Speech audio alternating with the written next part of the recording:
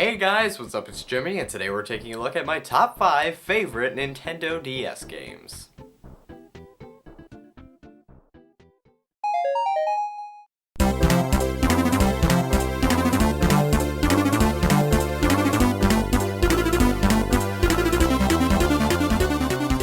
I'm sure most of you are asking, Jimmy, why would you waste a spot on this list for a Tetris game? Well, I was a bit unsure whether I'd actually put this game on the list, but it definitely deserves the spot. Tetris DS is awesome. It's themed around classic NES games like The Legend of Zelda, Metroid, and of course, Super Mario Bros., featuring remixes of some of the most iconic songs as well as little sprites and backgrounds from the games. And it has several different modes to play, though I usually just stick with the classic one.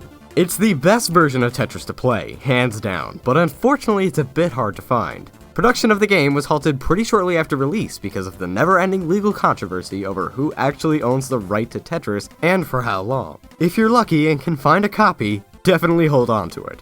If you're a fan of classic Nintendo games, then this is the Tetris for you. However, be warned of this one thing. You'll never want to play any other version of Tetris but this one ever again. It's that good.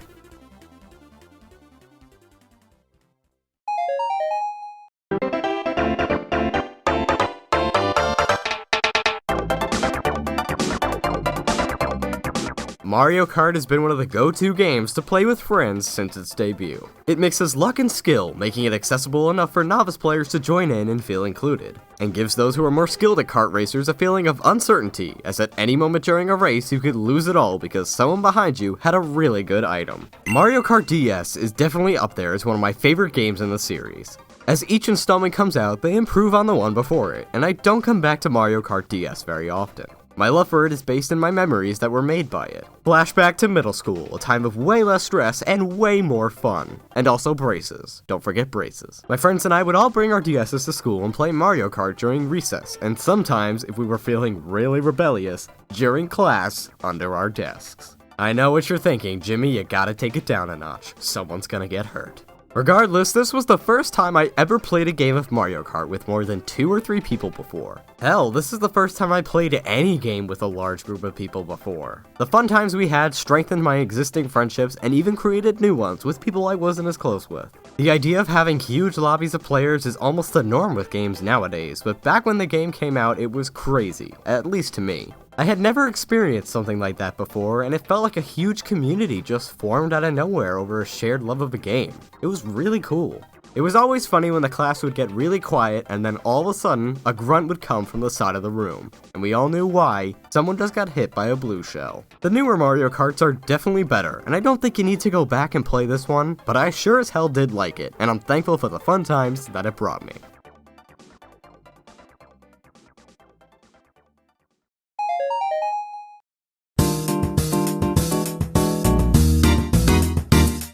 The creators of the WarioWare games know just how to make exciting concepts in short bursts. Now imagine if those games were stretched out a little bit and then set to music. Congrats, you just got Rhythm Heaven.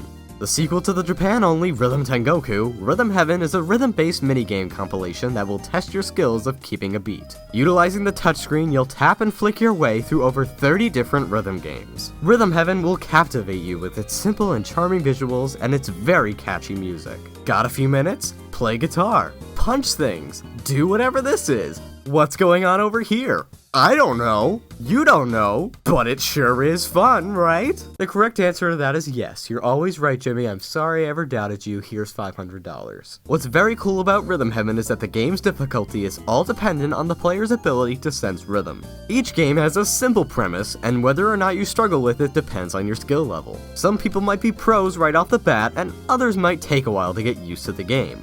Eventually, you could be able to play with your eyes closed. I myself can do that for a few games now, and I'm gonna pride myself on it because it's all I have. Rhythm Heaven is an example of how gaming has changed over time. New concepts are constantly being explored as we find new ways to play, and I think that's wonderful.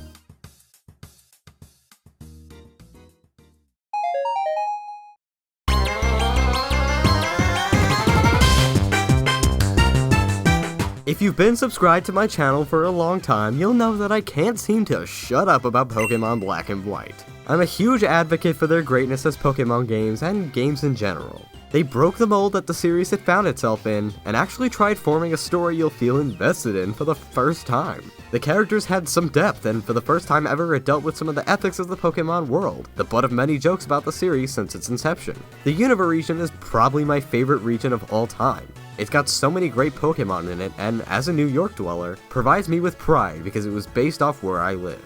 Black and White certainly feel like the underdogs of the series, at least until the next games come along and then people want them to be remade and all of a sudden it has tons of fans that it never had before, but I digress. They seem to get so much crap thrown their way for things that are pretty petty, honestly. A few unfavorable Pokemon designs led people to disregard the whole game, which is a real shame. I've said it before and I'll say it again. Give the games a chance. Don't judge a game by its garbage bag Pokemon. Can't believe I just said that.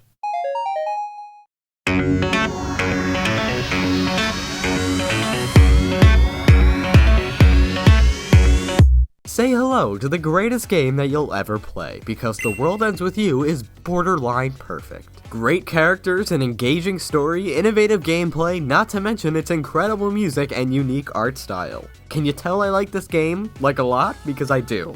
I've got to be really careful about what I say because I don't want to spoil the story for you. In this action RPG, you play as Neku Sakuraba, a teenage boy in a warped version of Shibuya, Japan. You'll eventually meet Shiki and partner up to discover the truth behind this place and fight tons of monsters along the way.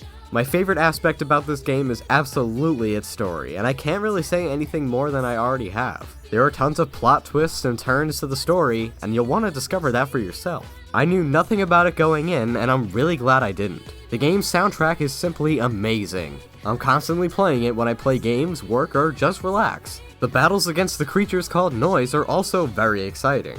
In most RPGs, battles become tedious over time, and you'll eventually want to skip them. But in The World Ends With You, I find myself going out of my way just to fight enemies because it's so darn satisfying. The World Ends With You is an underrated gem of a game, and it's a shame that it doesn't get more love. So, just play the game. The more people that show support for it, the better chance we have at finally getting a sequel. And if we got one, I would cry. And now, my friend PeanutButterGamer is here to tell you all about his favorite DS game. Take it away, PBG. There's a lot of games I like for the DS, but out of all the games that Jimmy hasn't already covered in this list, I'd probably have to go with Phoenix Wright. Cue the music! Phoenix Wright is an adventure game, but you could also call it an interactive visual novel. You play as Phoenix Wright, a rookie defense lawyer with a pure conscience. And by that I mean he only defends clients that he truly believes are innocent, just like in real life, right? That's how it works, right? The game is separated by different court cases in which you perform the duties of both a lawyer and a detective. The detective-esque phases usually involve interrogating people and finding evidence, and the court phases involve cross-examining witnesses, presenting evidence, and shouting a lot. Objection! While the cases are generally pretty serious, most if not all involving murders, the characters and the way they behave are often goofy and unpredictable. And I think that's where a lot of the game's charm comes in. That mixed with some real heartfelt emotion and seeking justice for those whose lives have been victimized by cruelty is what really makes this game worth checking out. And that's pretty much all I have to say. Hold it! Also Elite Beat Agents because that game's really funny and nobody ever talks about it. Bye-bye. Hello again, thanks so much for watching this video. If you're new here, subscribe. That way you can keep up with my new videos as they come out. And don't forget to follow me on Facebook and Twitter as well. This video is part of an awesome crossover with Did You Know Gaming. Click the link on screen right now to be taken to a fun video filled with tons of DS trivia. Yours truly did the voiceover for it. If you enjoyed this video and want to learn more about awesome games, then check out my top 10 platformer games video. Big thanks to PeanutButterGamer for being the guest in this video. He's a great guy, check out his channel. And you're all great too. So thank you for watching, and I'll see you guys next time with more videos.